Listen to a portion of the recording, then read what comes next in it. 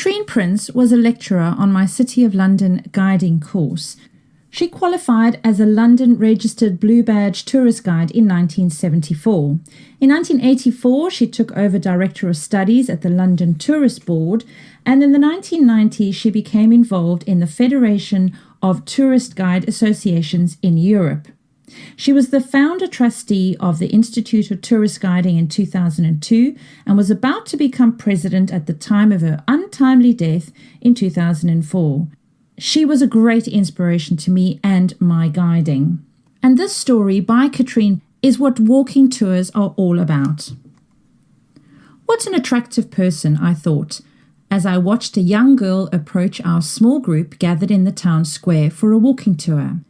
As she drew closer, her dress simple but spruce, her face broke into a warm smile and she removed her dark glasses as she spoke. "Good morning. You must be waiting to join me in discovering this small town of ours." Introducing herself as Shula, she asked where we were all from, how long we had been on the island, and how long we were staying. The tour would last about an hour and a half and finish where we were beginning, here in the town square. Please be careful crossing our narrow roads. Although we have few motor cars, the cyclists can be quite threatening, and we drive on the right.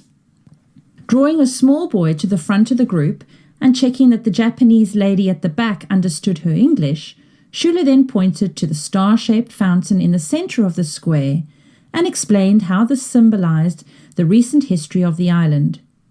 "We shall now cross the road here and slip down that passageway between the cafe and the paper shop."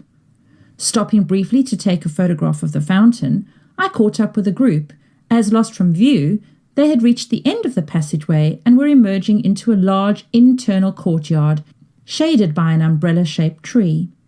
"Let's go and stand in the shade of the tree out of the sun. I would like to tell you about the pale blue house opposite with a small wrought iron balcony." In fact, several houses were pale blue, but only one had a balcony. Positioning ourselves in the welcoming shade so we could see both the house in question and Shula herself, we learnt of the general development of the town, as she pointed out the architectural influences and the peculiarities that had come about locally. Since the mayor's office was in the square, we also learnt about local government structure and how the town's inhabitants lived. And so the walk continued.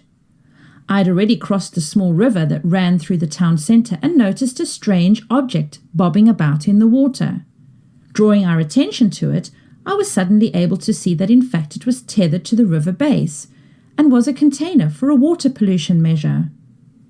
In the busier main street, anxious that we should have both a good view of the local synagogue and be able to hear her, Shula shepherded us against the wall of a house. Her voice reached us clearly as she spoke more slowly, and the wall acted as a soundboard for those of us at the back of the group. An hour and a half later, we found ourselves back in the square, thanked Shula profusely, and went off together to the cafe for a relaxing drink. As I remarked to two of my newfound friends a week later, Shula had succeeded not only in giving us the information we had sought, but had opened our eyes to several aspects of the island that had not even occurred to us.